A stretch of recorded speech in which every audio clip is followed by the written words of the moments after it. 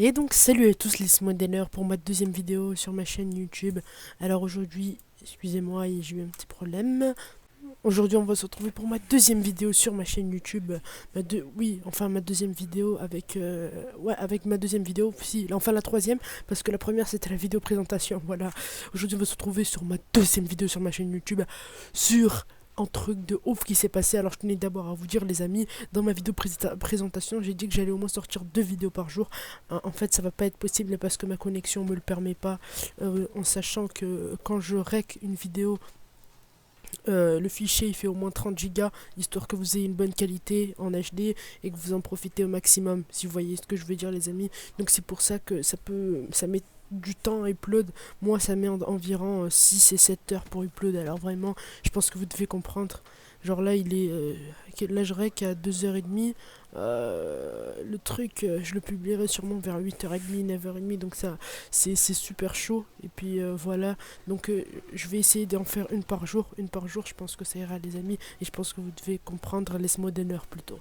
Donc aujourd'hui je voulais vous parler d'un truc de ouf qui s'est passé sur le kickboxer Badrari que je pense vous connaissez tous, parce que Badrari, qui ne le connaît pas aujourd'hui, qui a eu donc récemment son combat avec Rico Verhoeven. Bref, lui aussi c'était un champion quoi. Lui aussi je l'aimais bien, enfin c'était mes deux kickboxers préférés avec l'autre là, comment il s'appelait déjà. Non, juste les deux.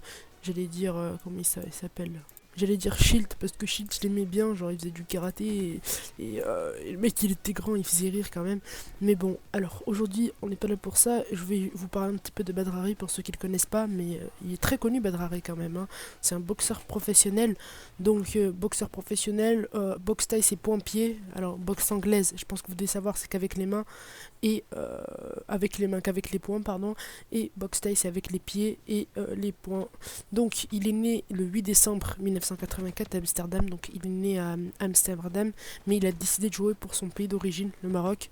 Alors moi ça me dérange pas, surtout j'aime bien ce principe, mais en partant de ce principe, par exemple au football, il y a eu le joueur, comment il s'appelle déjà, Diego Costa, voilà, qui a joué pour, il me semble, ça j'en suis pas sûr, ça sera vérifié, qui a décidé de jouer pour l'Espagne alors qu'il était brésilien. Il a décidé de jouer pour ses origines, et donc c'est vrai que ça n'a pas été trop apprécié.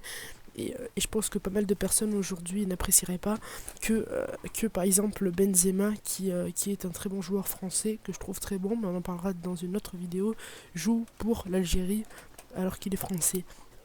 Moi personnellement, franchement, je suis très content que Badrari joue pour le Maroc, parce que au moins il permet aux Marocains de d'hister le drapeau en haut du podium. Donc, il est né le 8 décembre 1984 à Amsterdam, comme on le disait. C'est un kickboxer néo-irlandais marocain de poids lourd. Alors, poids lourd, le mec il fait. Alors, la taille, c'est 1m99, 2 mètres quasiment.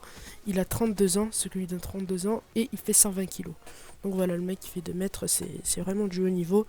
Alors, euh, alors, il s'est en finale des éditions 2008 et 2009 du K1. Donc le K1 qui est l'un des plus grands championnats au monde de boxe thaïlandaise. Alors, pour moi, l'une de ses plus grandes victoires, ça restera contre je dis Rico Verhoeven, ce sera contre Shield. Alors, j'avais pas trop compris, parce que, expliquez-moi, vous pourrez m'expliquer dans les commentaires pourquoi contre Shield ils avaient joué 2 fois, il y avait 2 combats. Parce que quand je suis parti me renseigner sur internet, j'ai vu 2 combats. J'ai vu un où il s'était pris un KO, mais je pense que ça devait être en 2008, où Badrari il s'était pris un KO, et deux où Badrari il avait gagné Shield. Donc voilà, vous m'expliquerez en fait. Bon, là n'est pas le sujet, donc je vais vous dire ce qui s'est passé, pourquoi il est devant le tribunal pour tentative de meurtre. Alors je vais vous lire l'article et on va en débattre. Badrari ne s'en sort pas dans son combat avec la justice. Le kickboxer marocain comparaîtra pour la deuxième fois devant un tribunal néo-irlandais le 7 février prochain. Il devra s'expliquer sur l'affaire d'une tentative de meurtre présumée sur un homme d'affaires néerlandais. Accusé dans une affaire de meurtre présumé d'un riche homme d'affaires, Badrari a reçu une convocation pour se présenter devant le tribunal le 7 février prochain. Le champion marocain avait été condamné en octobre 2015 à 2 ans de prison ferme, dont 10 mois avec sursis, ainsi qu'une amende de 40 000 euros. il avait alors fait appel à cette décision. Cette affaire remonte à 2014 quand Badr Hari a été accusé de tentative de meurtre sur Cohen Everink lors d'une White Party Station. L'homme d'affaires avait porté plainte contre le championnat marocain qu'il a accusé de l'avoir violemment agressé. Donc, alors, je vais vous expliquer ce que je sais et ce que je comprends pas trop. Alors, Cohen Everink, c'est un homme d'affaires, je vous mettrai sa photo, et là vous allez avoir dans 1, 2, 3, voilà. Et, et en gros, c'était un entrepreneur néerlandais qui était devenu victime d'une tentative d'assassinat. Donc, il a été fondateur il a été fondateur d'une société qui s'appelait Elisa et ici. Et en février, il a vendu ses parts dans la société du groupe Sonjo. Bon, ça, je suis en train de vous dire un petit peu sur sa biographie, mais on s'en fout quand même.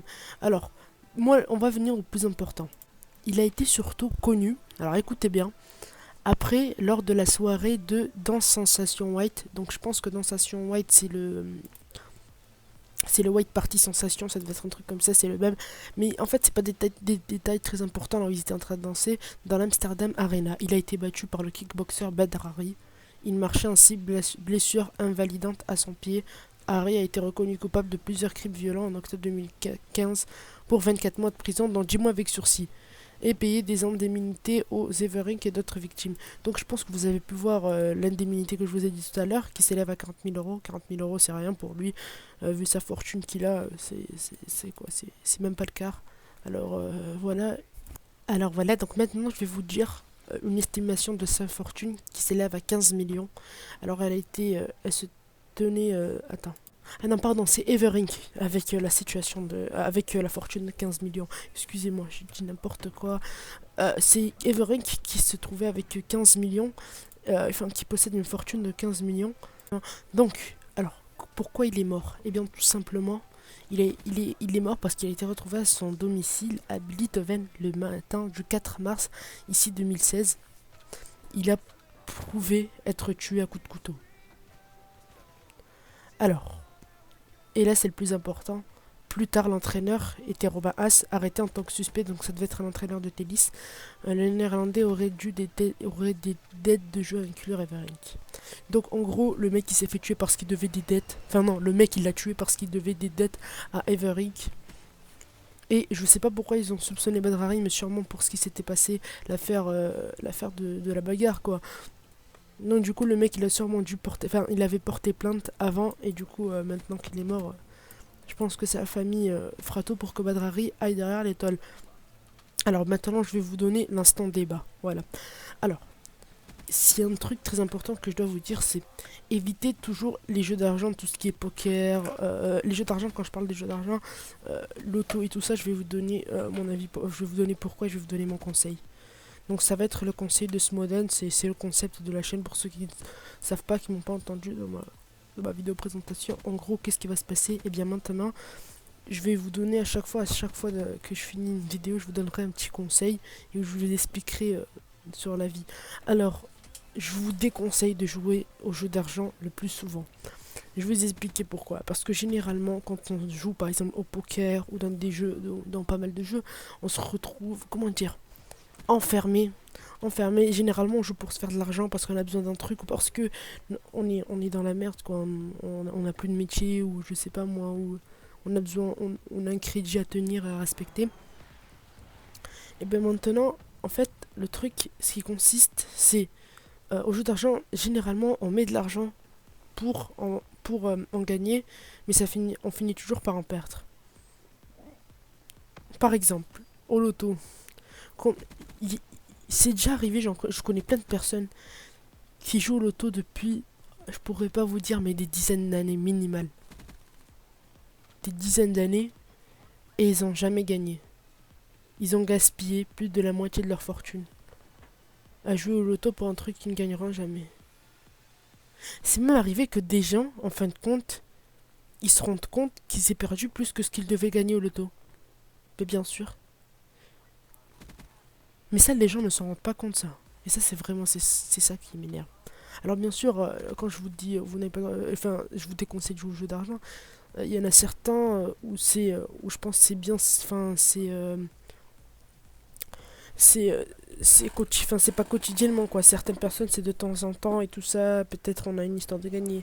C'est vrai que ouais, c'est vrai que je pourrais pas vous dire non là, mais si un truc que je peux vous dire, c'est juste éviter de devenir accro comme à l'alcool, comme à la clope et je sais pas moi, voilà, comme à la clope. J'ai en fait si éviter d'être accro comme à l'alcool et à la clope. Parce que tout simplement, moi je dis ça, c'est pour vous. Les jeux d'argent, je connais pas mal de personnes qui sont restées bloquées. Après, vous allez me dire, ouais, mais par exemple, les jeux de paris au foot, c'est pas grave, on gagne et généralement on gagne. Enfin, on a juste à voir les statistiques.